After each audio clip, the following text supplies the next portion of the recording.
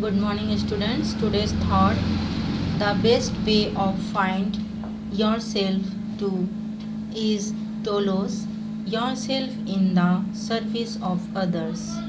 अर्थात खुद को खोजने का सबसे अच्छा तरीका है कि आप दूसरों की सेवा में खुद को खो दें। कहने का तात्पर्य यह है बच्चों कि आप लोग अगर अच्छे मन से और पूरे लगन से दूसरों की अगर सेवा करना चाहते हैं, अगर चाहते हैं कि हमें भी भविष्य में अगर कोई ज़रूरत पड़े तो कोई हमारी मदद करे, तो हमें भी दूसरों के प्रति सेवा की भावना रखनी चाहिए और अपने को अच्छा बनाना है। तो सबसे अच्छा तरीका है कि दूसरों की मदद करें। इससे दो लाभ क्या होंगे? आपके व्यवहार में भी चेंजेस आएंगे। आपको किसी की भलाई करने के लिए, आगे बढ़ने के लिए, उसका हाथ थामने के लिए, आप दूसरों को प्रोत्साहित करने के लिए आप में जो प्रेरणा आएगी उसे देख करके दूसरों को भी अच्छा लगेगा और आप दूसरों की सेवा करेंगे। यह भी एक पुण्य का काम होगा।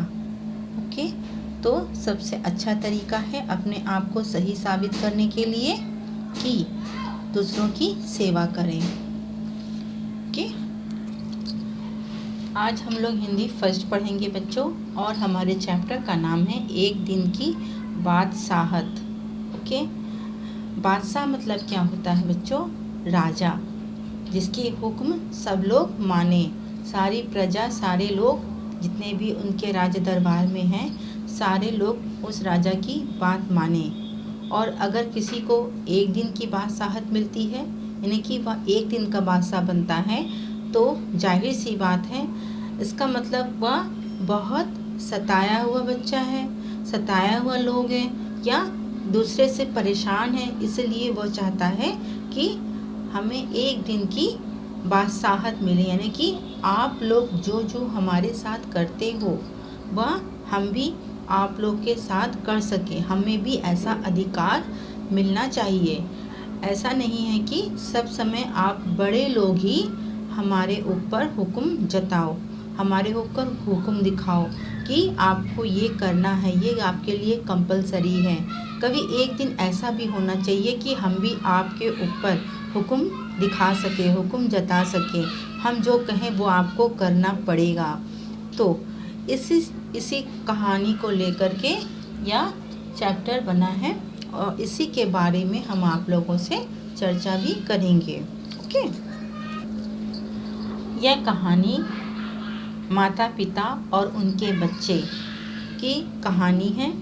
जो बच्चे बार बार अपने घर के बड़े लोगों से परमिशन, हर चीज़ का परमिशन मांगते हैं कि मुझे ये करना है, मुझे बाहर जाना है, मुझे थोड़ी देर खेलना है।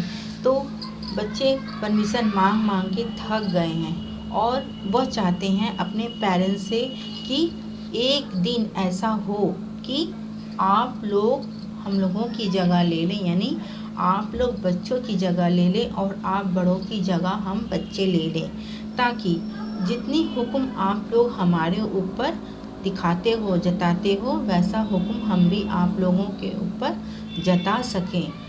तब बच्चों को ये देखना है कि ऐसा हुक्म जताते हुए अगर हम आपके ऊपर जताते हैं तो आपका क्या हाल होता है। सपोज़ सलीम बाहर खड़ा है और उसके पिताजी उसे डांट कर बुला ले रहे हैं, अंदर बुला ले रहे हैं। अगर अंदर वो किसी कार्य में लीन है तो उसकी दादी उसे डांट कर बाहर भेज देती हैं। तो बच्चा अब जाए तो कहाँ जाए? उसे बाहर भी नहीं रहने दिया जाता और अंदर भी नहीं रहने दिया जाता, यानी कि बच्चे को हर कोई डांट रहा है। बच्चा बेचारा परेशान है। तो परेशान होने के बाद उसने क्या किया? अपने पिता से यह कहा कि हम लोगों को, हम बच्चों को एक दिन के लिए आप लोग, जैसे आप लोगों को बड़े लोगों का अधिकार है जो जो करने का, जैसे बोलने का छोटों से, वैसा पूरा अधिकार हम लोगों को मिलना चाहिए। और हम लोगों का जो अधिकार है, जो कि हम लोग आप लोग जो कहते हो उसको हम लोग मानते हैं, तो वो अधिकार आप लोगों को होना चाहिए, ताकि एक दिन की हमें बादशाहत मिल जाए, हम भी आपके ऊपर हुक्म जता सकें। आपको भी फीलिंग होनी चाहिए कि हम लोगों के ऊपर क्या बीतती है। तो ऐसा सोचकर सलीम ने अपने पिता से यानी आरिफ से या रिक्वेस्ट किया। अब आरिफ ने भी सुना और मंद मंद मुस्कुराने लगे कि कोई भी बच्चा अगर पिता से यह बात कहता है तो जाहिर सी बात है उसका पिता मुस्कुराएंगे ही। तो ऐसा आरिफ भी मुस्कुरा रहा था। तो आरिफ ने कहा, झट से उसकी बात मान ली। किसकी बात? सलीम की बात, यानी अपने बेटे की बात मान ली। अब सलीम की बात मानने के बाद अब उसे पूरा पावर मिल गया। किसका?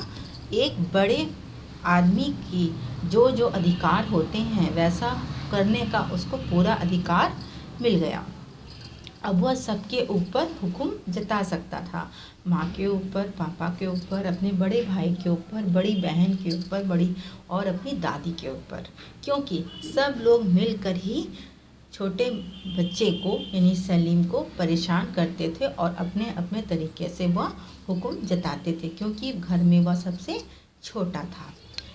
अब इसके बाद दूसरे दिन से यह लागू हो गया। सुबह होते ही आरिफ ने सलीम ने अपनी माँ को उठाया। क्यों? क्योंकि जिस तरह से रोज़ माँ अपने बच्चे को यानी सलीम को उठाती थी और सलीम को गुस्सा आता था, उसी तरह झिझोर कर सलीम ने भी अपनी माँ को उठाया और कहा कि क्या कहा? आरिफ बेटे का नाम है। आरिफ ने उनको उठाया अपनी अम्मी को और कहा कि क्या आप सारा दिन सोती रहेंगी?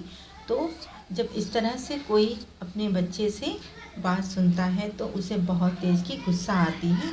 और आरिफ ने कहा कि आप सारा दिन सोएंगी अम्मी, तो खाना नाश्ता कौन बनाएगा? तो एक बार उठकर उसकी माँ को बहुत तेज गुस्सा आया और उन्होंने सोचा कि एक तमाचा उसके गाल पर रसीद दिया जाए, यानी कि मार दिया जाए।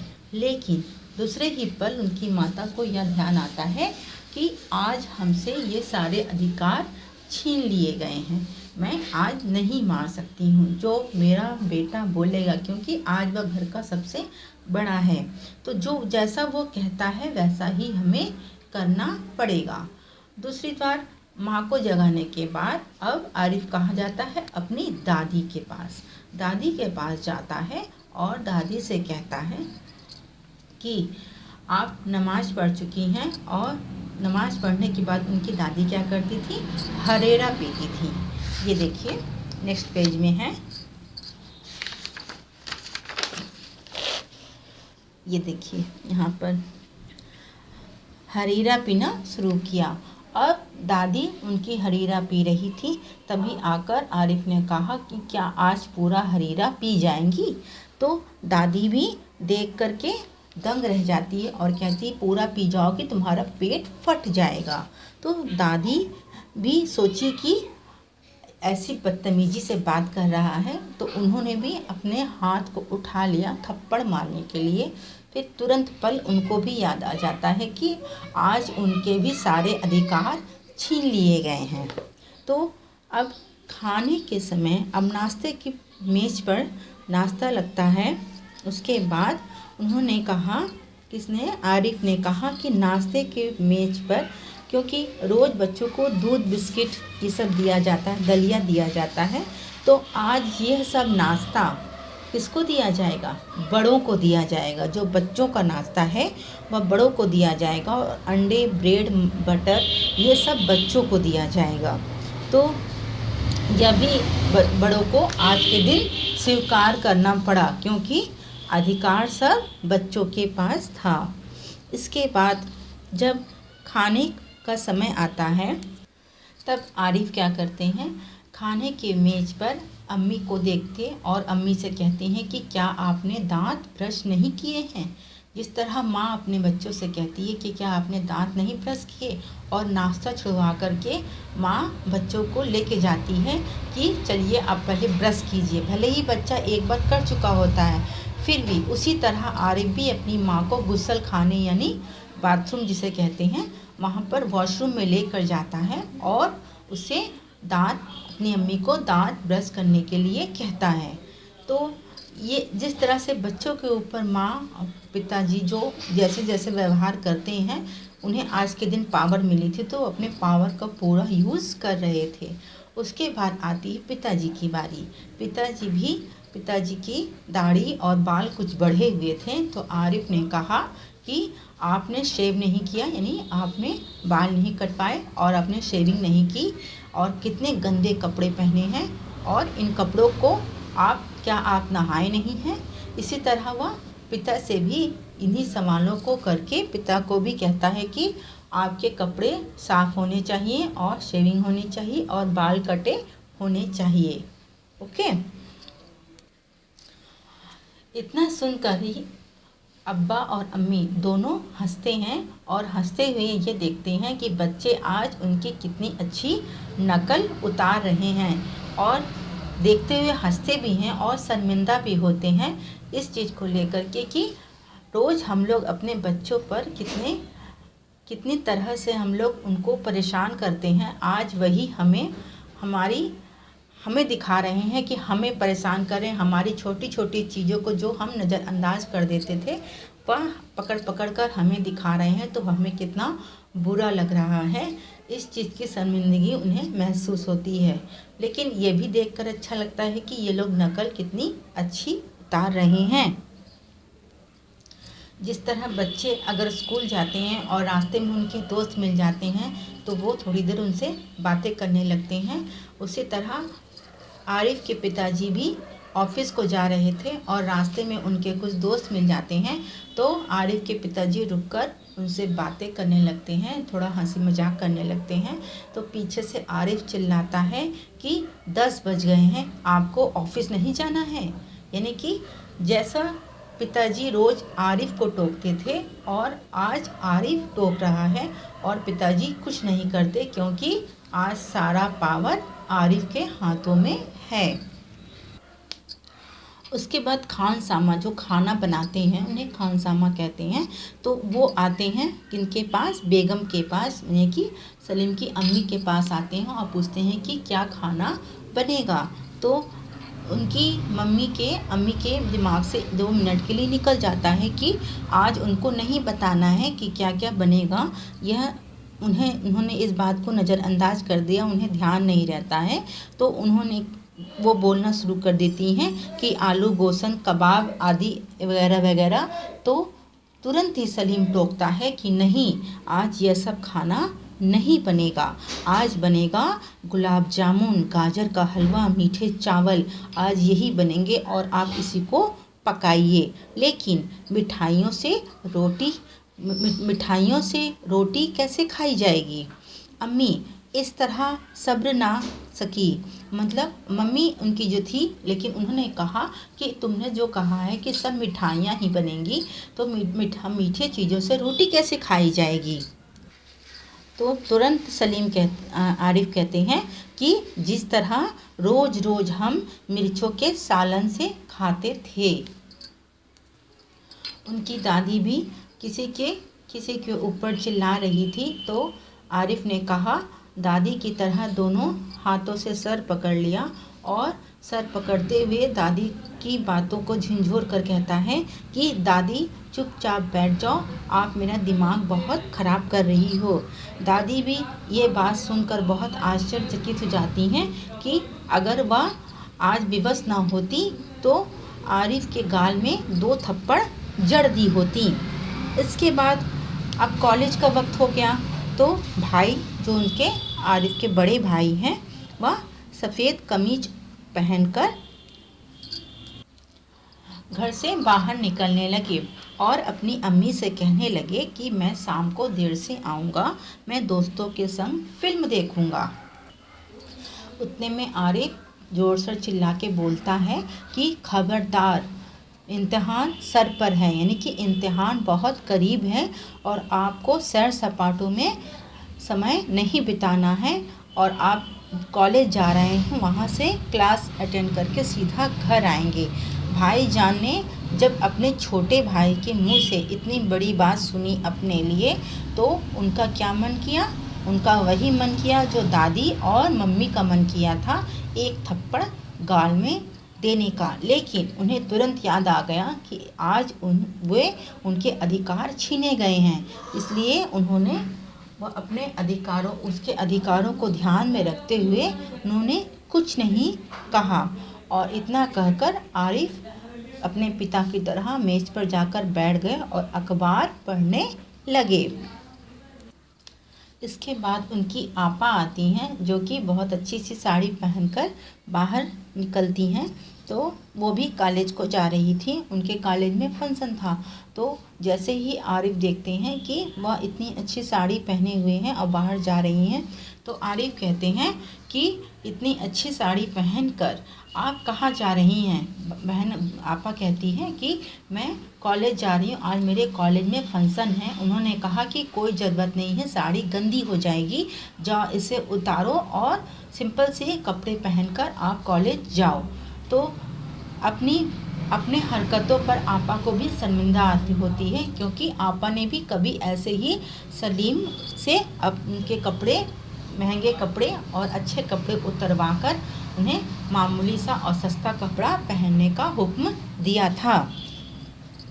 इस तरह करते करते सबको परेशान करते हुए और सबको दिखाते हुए कि आप लोग किस तरह हमारे साथ करते थे, और इन सबों को करते करते पूरा एक दिन बीत जाता है। अब दूसरी सुबह होती है, यानी कि दूसरे दिन की सुबह होती है।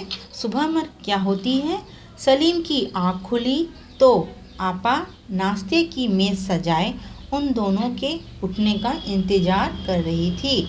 अम्मी खान सामा को हुक्म दे रही थी कि हर खाने के साथ एक मीठी चीज़ ज़रूर पकाया करो।